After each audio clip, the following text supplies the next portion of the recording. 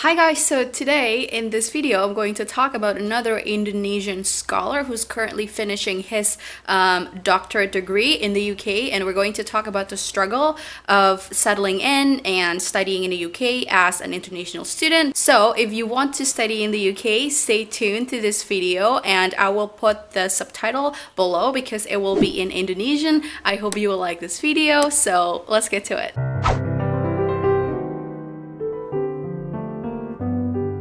Oke, halo teman-teman semuanya. Di sini dengan Karin, kembali lagi di channel aku dan sekarang aku udah sama Mas Budi Waluyo. Hai Mas Budi. Halo Mbak Karin. Hai, jadi Mas Budi ini kebetulan juga orang Indonesia yang sekarang sedang hampir menyelesaikan S3-nya di Leicester University di UK juga.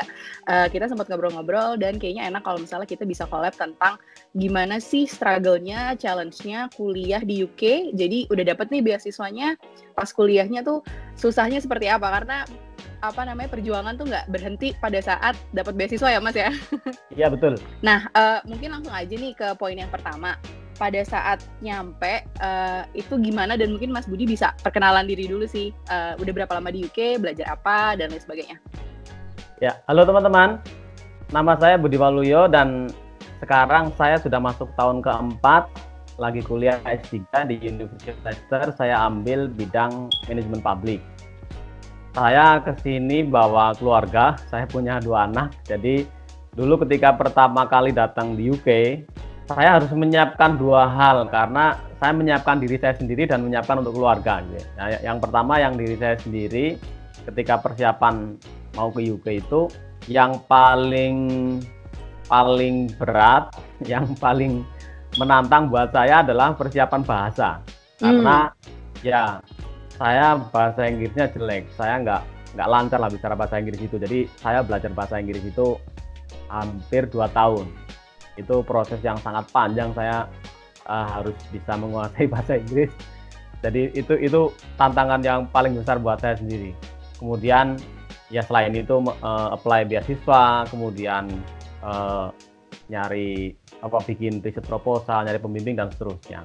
Dan yang kedua menyiapkan untuk keluarga. Jadi saya juga harus nyiapin persiapan untuk bawa keluarga, anak-anak, istri itu mau berangkat ke sini, mereka ya harus kita siapkan visa dan lain sebagainya. Dokumen-dokumennya gitu ya. Kemudian barang-barang yang mau dibawa gitu itu juga banyak banget yang harus siapin kayak gitu. Berarti Mas Budi sekarang di UK sudah masuk tahun keempat ya Mas ya? Iya, tahun keempat. Pengalaman settling in untuk cari akomodasi, terus kemudian mempelajari transportasi sekitar, khususnya di UK ya Mas ya. Itu gimana tuh Mas waktu itu pas baru nyampe banget tuh? Jadi nomor 1 yang saya siapin itu saya nyari rumah sewa ya. Dan itu memang tidak mudah, kita nyari rumah sewa dari jarak jauh ya. Kita masih di Indonesia, kita harus nyari sewa rumah yang di UK. Karena rata-rata agent yang dihubungi dengan online itu jarang yang mau dihubungi lewat jarak jauh, karena di sini ada proses yang namanya viewing. Kalau mau sewa rumah itu harus lihat, harus datang, ini rumahnya kayak gini gitu. Itu salah satu prosedur standar di sini, harus ngelihat dulu rumahnya, baru nanti cocok apa enggak kita sewa. Nah, sementara kan saya masih di Indonesia tuh. Tadi kenapa harus nyari rumah dulu? Karena saya bawa keluarga dan saya tidak mau datang ke sini dan terlunta-lunta gitu ya. Iya, terombang-ambing. Iya kan? Kalau single, kalau sendirian nggak masalah itu, tidur di numpang di tempat teman dan sebagainya nggak masalah itu. Tapi saya bawa 2 anak kecil. Waktu itu viewingnya boleh diwakili. Jadi saya minta teman, saya nggak bisa viewing, yang nggak bisa lihat, tapi saya minta tolong orang. Tuh, minta tolong orang untuk atas nama saya untuk melihat rumahnya. Kemudian ketika datang ke sini ya tadi.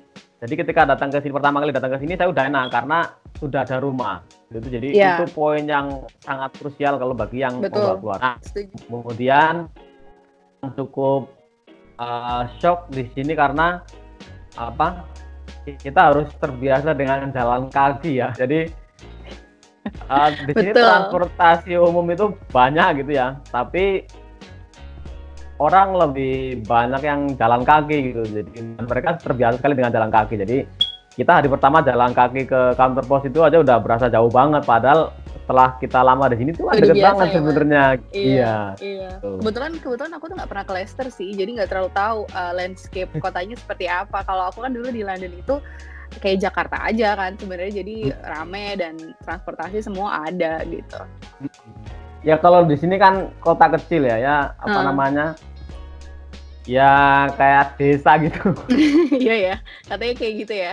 Iya ya, tapi berarti kalau dari pengalaman settling in sendiri nggak terlalu membebani, atau kalau menurut Mas Budi gimana? Overall ratingnya lah. Tadi kuncinya kalau menurutku, kalau untuk persiapan awal untuk settle down mau di UK ini adalah cari akomodasi, baik itu yang single maupun yang sudah berkeluarga. Ya, jadi caranya tadi, kalau yang akomodasinya dari kampus, sepertinya nggak perlu viewing ya, karena mereka sudah percaya, karena ini adalah mahasiswa mereka gitu kan, student kan. Jadi tanpa harus melihat pun mereka sudah mengizinkan kamu tinggal milih kamar yang tipe apa, nanti dia akan kasih gitu ya. Tapi kalau yang kita lewat property agent yang umum gitu ya, itu memang di prosedur, di peraturan memang ada kewajiban untuk melihat dulu gitu. Jadi mereka nggak mau kalau tanpa kita melihat, itu tuh mereka nggak mau gitu. Nah tadi kan Mas Budi juga sempat singgung tentang masalah bahasa ya.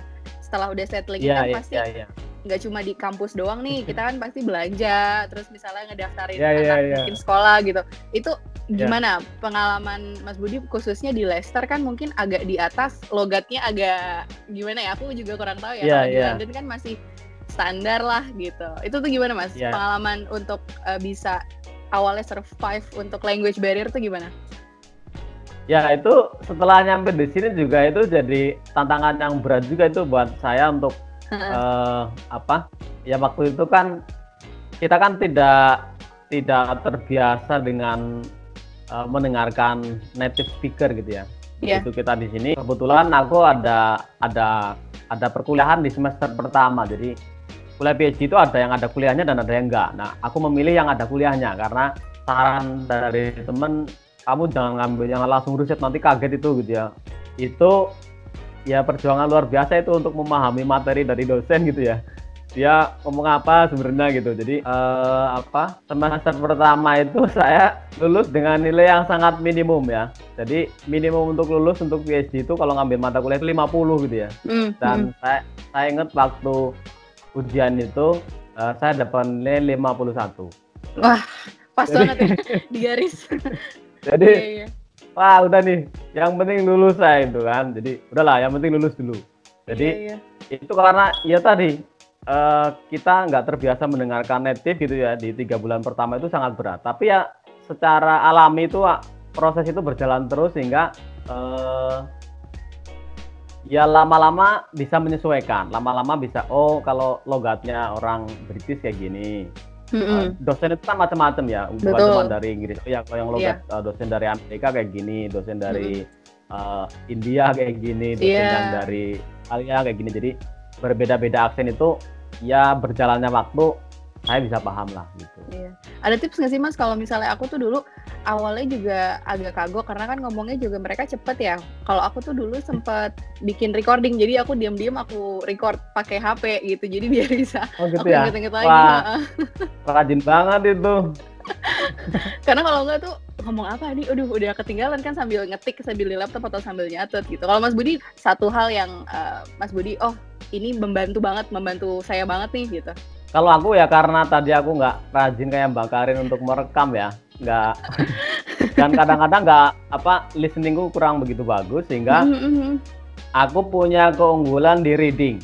Aku punya keunggulan kalau baca itu malah justru saya paham gitu. Jadi akhirnya ya kalau dengerin kuliah nggak paham, aku baca aja slide-nya atau buku literaturnya gitu. Jadi dia ngomong ini ternyata kayak gitu. Jadi ya kita kan punya kelebihan masing-masing ya. Aku jujur aku malah agak malas baca memang. jadi pas memang kita kalau kuliah di mana aja sih, jadi emang harus tahu ya Mas ya, keahlian kita di mana, bagaimana cara belajar kita yang paling baik.